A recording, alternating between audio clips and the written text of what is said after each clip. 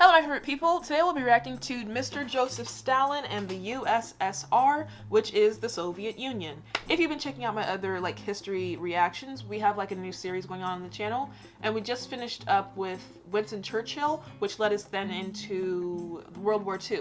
And that's when I learned that the USA and Great Britain, the United Kingdom at one point, were actually teammates with the Soviet Union. You know, now in real life time, we all don't like the Soviet Union or Stalin. And I was like, wait, how do we go from being on each other's team fighting the Germans and Hitler and all them to now despising Joseph Stalin? Where did the transition happen? And on top of that, who came up with the freaking acronym USSR? Because there's not even an R in Soviet Union. Probably Stalin too. I don't know. We just don't like the guy. Anyways, let's get right into it. I learned about this guy and the Soviet Union, I'm sure, at some point in school, but it's been like 6 years since high school. I've had world history, so I don't really remember anything. So this is a refresher. Hope you enjoyed the video. If you do, make sure to give it a like. Subscribe if you're new here for more culture and history reactions. Check out my music channel where I react to music, obviously, and my travel vlog channel where I do travel vlogs. Yeah, and DM me a request over on Instagram. Here we go into apparently the most evil man in history, aside from Hitler, and the person who ratted out Jesus Christ, Joseph Stalin. Let's do it. His name meant the Man of Steel, making him the original Superman. If Superman fought for the Legion of Doom instead of the Justice League, he helped spur the revolution against Russia's czarist dictators, championing the cause of the common man. His dream was to create a state where everybody had access to the means of production. Okay, that doesn't sound too bad. It's like socialism. Everyone has a purpose, and they get something in return. I'm sure he did it a diabolical way, though, so we're going to find out. Every time they talk about Russia, I automatically think of Anastasia and her father, the Tsar. So we need to look into her, because that story is so tragic, and I don't know why, but I always when I think of Russia, my heart breaks thinking about them. Anyways, let's get back to it.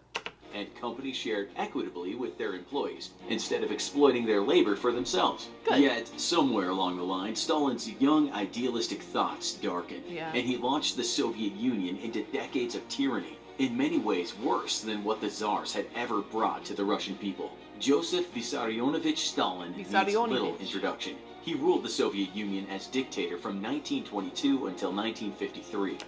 And when I looked up what the Soviet Union was, because I was like, I know it's like a government formality, but I was like, where did it actually cover? And it literally was like almost the entire continent of Europe.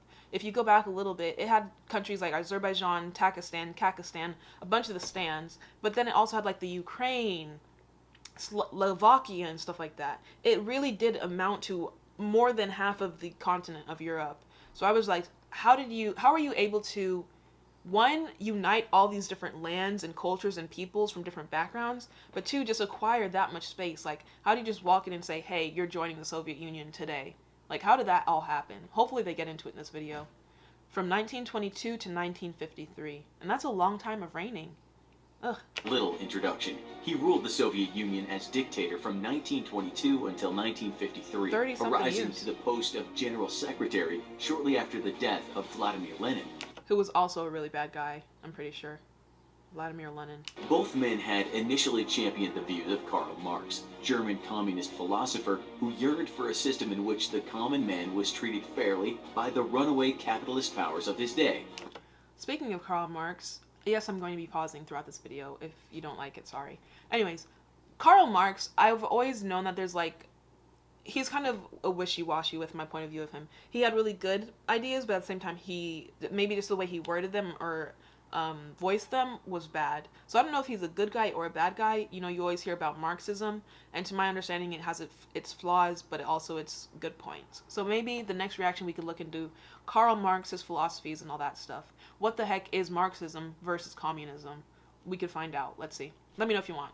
Early in the revolution, both Lenin and Stalin espoused these values and sought to build an equitable communist state. However, very quickly, the political reality of their revolution saw both men begin to betray the values of Marx, twisting communism into a means for seizing and holding onto power for themselves.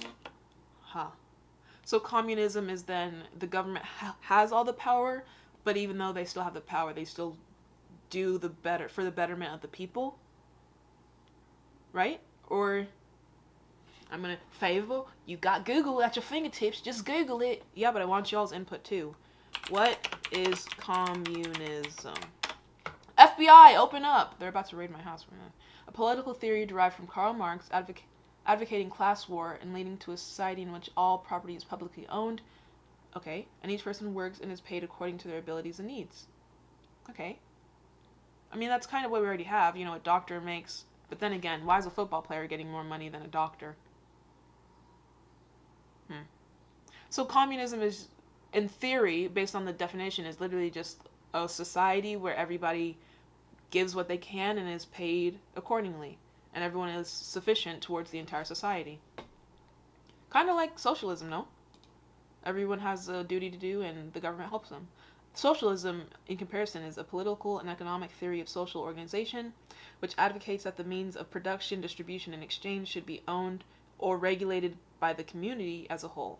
So a public entity again. So socialism and communism, by definition, are basically the same thing. If you disagree, go ahead and comment down below, because I know there's going to be someone who has something to say. Whatever. Let's go. Stalin, however, would be the one to ultimately destroy Russia's chance at true communism and pervert the ideals of Marx to the rest of the world, recognizing that he would be an unchecked dictator if allowed to seize power. On his deathbed, Lenin warned the Communist Party about Stalin's ambitions and did not endorse him for leadership after his death. Stalin was a shrewd politician, though, and had worked to play his enemies against themselves. Okay, so he's just like a calculated genius in a way. I'm not, in no way, shape, or form am I praising Stalin, because I know he, was the reason millions of people also died after freaking World War II. You know, you just saved Germany from the works of Hitler just to turn around and do the same shit to the people in the Soviet Union, but that's aside the point. But right now, he's just a calculated mastermind who worked his way to the top in government. That being said, though, if Lenin warned the Communist Party, why did they let Stalin get into office? Fading into the background of conflicts he started, only to materialize as the solution toward the end of the conflict. So it's kind of like you spark the fire and then come around and try to help put the fire out and act surprised that there's a fire. And instead, he opposed Leon Trotsky's ideals of exporting the workers' revolution abroad, and instead focusing on the Soviet Union alone. Soon, all the power in the Soviet Union centered around him, and he established himself as dictator for life. To understand Stalin's evil, you have to understand the Soviet Revolution itself. First, though, it's important to know the difference between Stalinism and communism. Often, and mostly because people don't like to read books, the world is viewed as communism versus democracy. Yeah. When you hear the word communism, it's automatically bad. But again, based on the definition we just saw on Google, it was literally just public. Everything is public and everyone works what they can do and gets paid for it. It's a society where everyone benefits off each other. But not according to Stalin. Stalinism is not communism. Let's see. As if the two were completely opposite entities on either end of the political spectrum. Democracy. Democracy, communism, socialism. What's democracy? Democracy. By definition, what is it? Let's see. A system of government by the whole population or all the eligible members of a state, typically through elected representatives. Okay, so it's not so much talking about the people, it's just the people elect the representative. The people are represented by who they elect. But it doesn't talk about, the economics of it, I guess. Democracy means liberty for the individual, while communism means mindless servitude. Yet this comparison couldn't possibly be more wrong. And that's chiefly because the entire idea of communism was developed by Marx as a means of saving democracy. Saving democracy. When would democracy need saving? The only time democracy would be in question is if people didn't have the right to voice their opinions. Democracy is literally just the people's vote. Vote, voices, opinions, them influencing their government system and how they're governed. Whereas communism is literally you don't really have a voice, you just are there to do your job. So how could communism help democracy? Even just saying that makes me my skin crawl. But again, I'm trying to let go of my pre-notions before every video because obviously I've seen things on TV and I have my own opinions walking into reactions, but I do try to come into them with the open mind. That being still said, I think democracy is way better than communism every day, any day. After the French Revolution, a growing socialist movement grew concerned that runaway capitalism would completely undermine a democracy. It was feared that the concentration of wealth amongst the rich elite would allow them to wield considerably more influence than the common man in a democratic system. It's true, we're seeing it happen. Obviously, taxes, they literally control everything. Yeah, you can put into office, but the person put into office still has to adhere to their donors, the people who are going to fund them. You know, money talks, unfortunately. In essence, make their votes exponentially more powerful.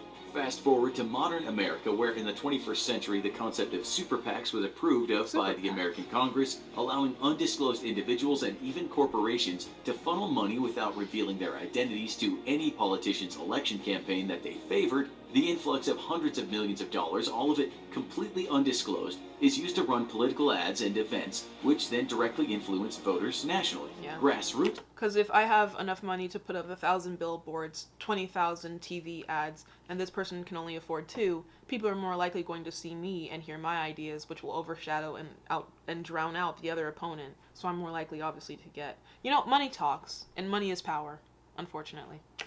Nominees relying on funding from. Power is power. Thinking back to Cersei Lannister from Game of Thrones. She was a bad bitch. I love her. I know she was bad, but she was great. I loved her.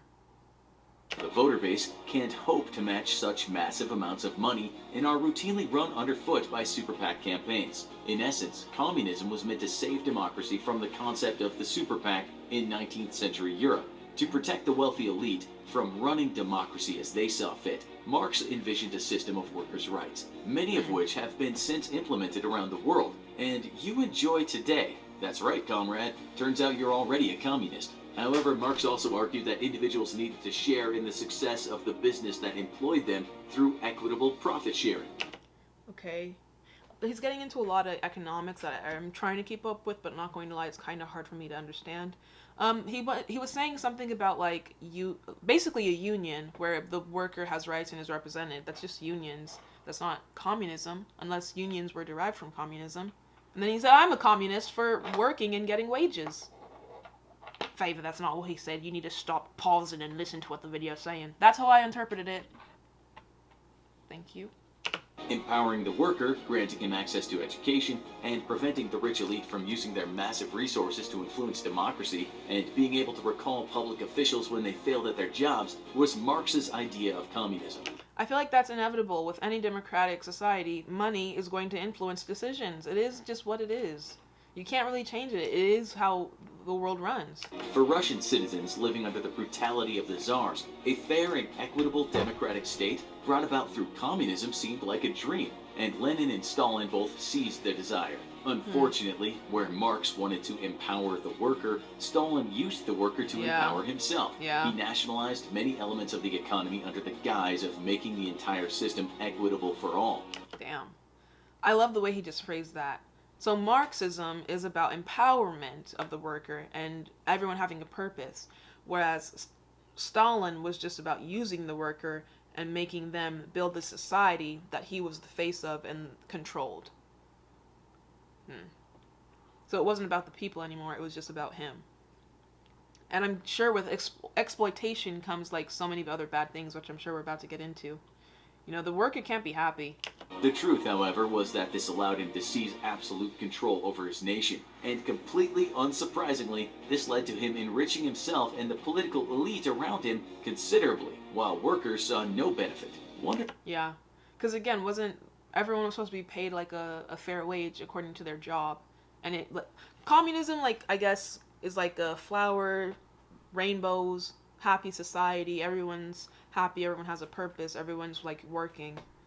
But with Stalin in charge, he was just building himself up in a way. I wonder if that sounds familiar to modern viewers. In the end, Stalin did not create a communist state meant to lead directly to a restored and strong democracy. Rather, Stalin perverted the communist revolution in order to create a Stalinist state. And millions of Westerners who never bothered to read a book on the subject would forevermore complain about communism without realizing that its ultimate goal was always democracy.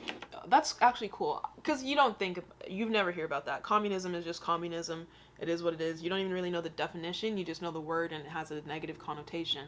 But if the ultimate goal was to lead to democracy, Because I was going to say, too, like, if Stalin's in power, there's no really way to get him out of power. There's no representation. Your government is just your government until death, or whoever person dies. So communism was actually trying to lead towards democracy. I think that's a... I'm not going to say I think that's a good thing, because I could get in trouble. To seize power, Stalin brutalized the Soviet state and its citizens, and his brutality persisted long after he was in power. Knowing how easily revolution could spread throughout Russia, a people with very little love for dictators, and knowing that he had corrupted the communist revolution and could be targeted for removal, Stalin worked very hard to ensure that revolution never happened. Honestly, why go through the process of, you know, whatever they had before with Lenin, or before Lenin, and then get to this communism for your ultimate goal to be democracy? Why not just go from this shitty government system that you had before Lenin and jump straight away, forget communism, and just jump to democracy? What's the issue? You go from just having no control to having full control, or the people anyway. Why go through this middle ground of communism? Let me know. Mostly he did this by killing people. A whole lot of people. One of Stalin's first targets were what he deemed the intelligentsia, or intellectual elites in the new Soviet Union. He killed the smarter people? I mean, it makes sense for him because, again, he wants full control, and you can't really control someone with a thinking and theoretical mind. Almost from the start of his reign, the Soviet Union's intellectuals immediately began to call BS on Stalin, and tried to warn the people that their pro-democratic revolution had been totally co-opted, and that there was nothing democratic about the system Stalin was building. In a bid to defend his action, Stalin gathered the nation's leading minds and artists together for freaking Jay. It's like when you bring like these people you want to kill together and like for dinner or something and poison their food. You know, the artists, the thinkers, don't tell me he kills them all. A public debate that could be attended by anyone, with the average person free to make up their mind about who is right. No. You can't disagree with a dictator. Just kidding. Stalin had around 2,000 intellectuals summarily gathered up and sent straight to brutal prisons deep in the Soviet Arctic. So just having a freaking brain cell count of more than 10, you had to go to slave labor, basically. What an idiot. Ugh. These gulags originally housed political prisoners from the Tsarist age, but very quickly filled up with just about anyone smart enough to say, hey, maybe this Stalin dude isn't really all that interested in a free democracy after all. Clearly, that's not free democracy if you're shoveling away anyone who disagrees with you.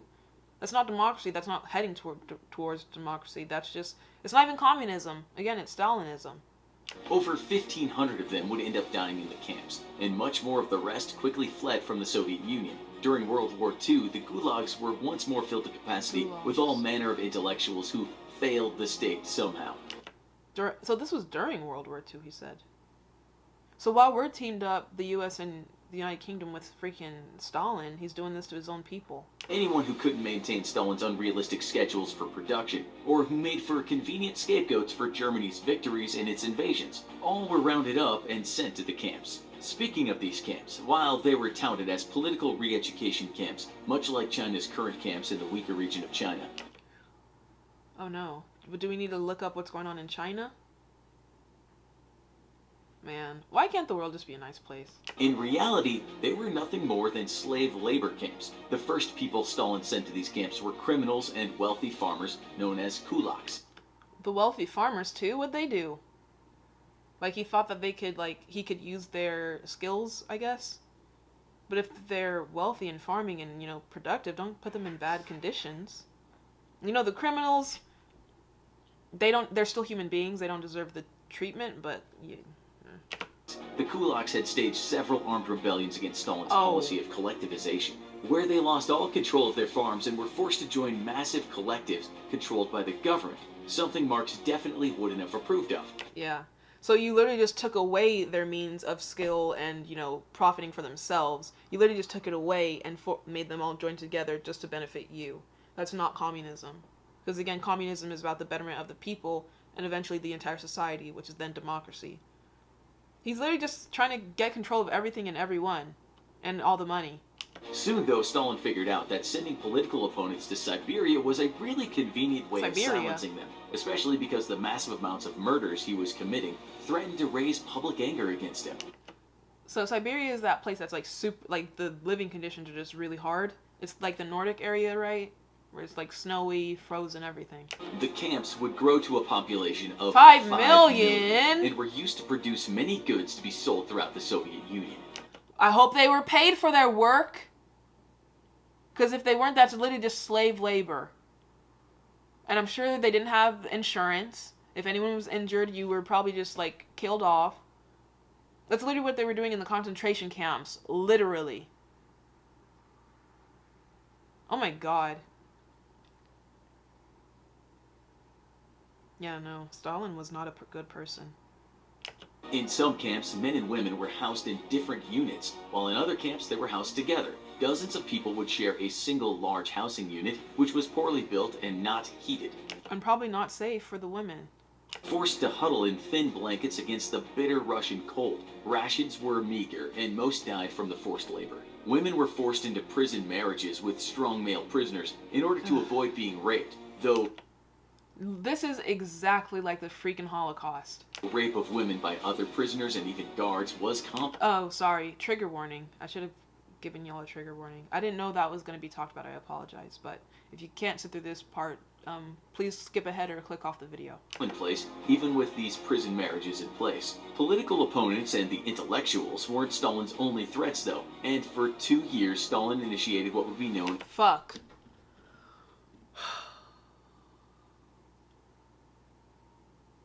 Oh my god. As the Great Purge. Running from 1936 to 1938, Stalin looked at the Red Army for enemies, and he had a great reason for doing so. The Red Army was the creation of Leon Trotsky, his chief political opponent after the death of Lenin, and most of its officers were loyal to him and Trotsky's views in establishing a truly democratic Soviet state. So Stalin wasn't even like, if this Trotsky guy was 100% for democracy, and Stalin's against that, he's against democracy. So it's like not even a question of what Stalin was trying to do at this point. Everyone should have been against him, even his own guards. How, like, it's just one guy, just someone kill him. One of the guards kill him. I'm sure that people were probably brainwashed and manipulated, and there was propaganda to, like, boost Stalin up. But it's so obvious what the, I guess now in hindsight, but even then, like, you know he's shipping off the intellectuals of the world. What does that mean? He's trying to keep all the dumb people who will just buy into what he's saying. Someone kill him! Stalin immediately took to imprisoning and killing every military officer he deemed suspicious, even many who had no particular allegiance to Trotsky. In the end, Stalin would kill or imprison 3 out of 5 of his marshals, 8 out of 9 of his admirals. The dude was just freaking, like, 3 out of 5 people, 8 out of 9, 13 out of 15. Like, he was just like, what's the word? Where you don't trust anyone. Or you're questioning everybody. With no proof. 13 out of 15 army commanders, 50 out of 57 corps commanders. And poor Lenin, he freaking warned everybody of what was going to happen. All of his army commissars, and 25 out of 28 of his corps commissars. Similar figures followed at every rank amongst the rest of the Red Army's officer corps, leading to thousands of... And I think that was his own people that he just imprisoned, right? I don't think this is the Red Army they're talking about. I think this is his own people. Similar figures followed at every rank amongst the rest of the Red Army's officer corps, leading to thousands of murders and imprisonments. The Purge would ultimately be a giant disaster for Stalin, though. The men that Stalin had removed from their posts were seasoned combat veterans and well-trained military officers. They were replaced by inexperienced officers and complete toadies, whose only qualification to lead troops was their blind devotion to Stalin. Stupid. When the Soviet Union went to war against Finland, a nation so small that the world... Yeah, buddy, poor Finland. How are you going to take on the entire Soviet Union? I'm sure we're going to hear the outcome, but I don't think Finland won whatever battle happened. Assumed that the massive Red Army would overrun it in weeks. The war dragged on for months, and the Soviets suffered massive casualties. In the end, this proved to the world that the Red Army was a giant lumbering behemoth with no real strength. True. And it emboldened Hitler to attack the Soviet Union shortly after. Okay, my bad. I thought this was all happening after World War II, but I guess it's happening during World War II. Yeah, I thought Stalin was just a good guy during World War II, and then afterwards, that's when he, like, lost his mind and did all this stuff. No, this is happening... Then why the heck were we teammates with him? Because he was just as bad as Hitler. Questioning America and the United Kingdom, why did we work together with Stalin when he's literally just a Russian Hitler? You know, we should have just pieced out, let the Germans and the Soviet Union fight each other, and then whoever won that battle, destroy them too. Because they were basically the same thing, doing the exact same thing to their own people. Despicable. In the end, it was sheer numbers, a complete disregard for casualties, and billions of dollars worth of military aid by the United States that saw this. Oh no! Oh no. So we helped the Soviet Union defeat Germany when the Soviet Union was just another Germany. That's so sad. But then I'm sure we come back again and destroy the Soviet Union. Hopefully. Like, the weapons we just gave you, buddy, we're gonna make them again, but better, and then destroy you with them. That. I hope. Still, we shouldn't have helped the Soviet Union. Soviet Union defeat Nazi Germany's invasion. Trotsky himself would be a final victim of Stalin's Great Purge, though, killed in his home in Mexico City in 1940. Poor Trotsky. Just trying to help the people get to democracy and stupid style. After fleeing the Soviet Union due to a gang of machine gunners riddling his home with bullets, Trotsky settled in Mexico City, they still got him. He was finally far enough away from Stalin. Stalin, however, was famous for his relentless brutality, and literally went to the ends of the earth to see his enemies crushed. A young Spanish man working for Stalin's secret police befriended Trotsky, and the latter invited him to his home for tea. While visiting... I hope you got too, sir, since you're fake. How dare you befriend him just to kill him? What a snake. Whoever this guy is, I want to know his history. Did someone else get him?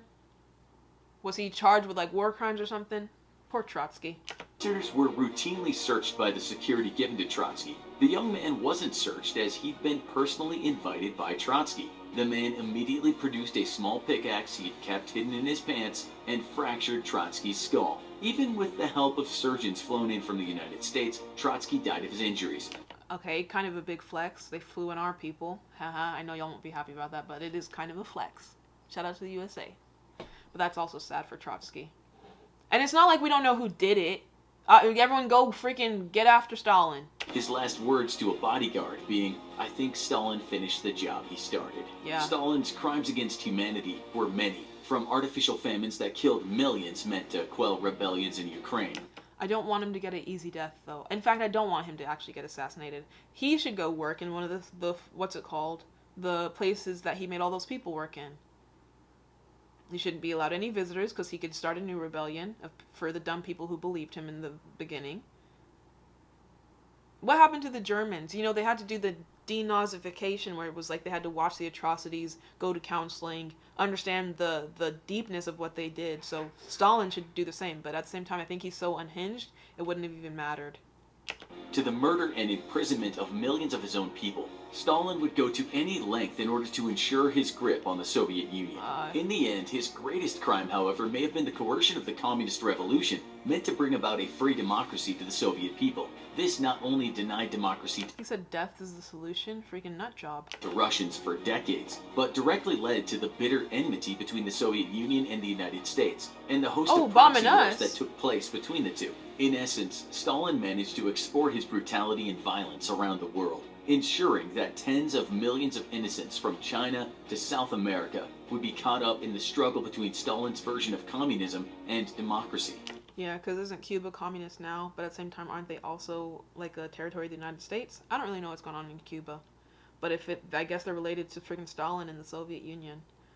So these are all communist countries now, and they're based off of what happened in the USSR. Vietnam, China, Laos, and Cuba.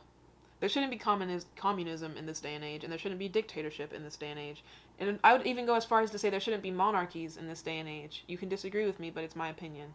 A fact sadly made more ironic because communism was always meant to bring about democracy. Exactly. Now that you've sat through some of the brutality of one of history's most evil men, why not check out something a bit more fun? Sorry, dude. My head is like hurting from all this. That may be one of like the most gut-wrenching videos that I've had to react to. From the assaulting in the camps to literally him taking his terror around the world from attacking the United States when we were the ones who freaking helped him beat the Germans, to him tracking down Linovsky all the way in Mexico City when he literally fled from there. Like, what harm could he do from Mexico? Yeah, he could still put out like sour apples in people's ears, you know. I don't even know if that's a saying. But you know, I guess, gossiping about Stalin, but what effect can that really do? He's all the way in Mexico. And the fact that that guy befriended him just to get a pickaxe and puncture his skull. What an asshole. I hope, what happened to Stalin? We'll react to it. I'm not going to search it up. We're going to react to it. Yeah, this video is called The Most Evil Man in History, Joseph Stalin, by the Infographics Show, and I completely 100% agree. Maybe even worse than Hitler. Would you agree? Let me know. If you have any thoughts, comment down below. Yeah, let's go on to something happier. In my next reaction, I'm going to be reacting to European football jerseys and ranking them. So, yeah, bye.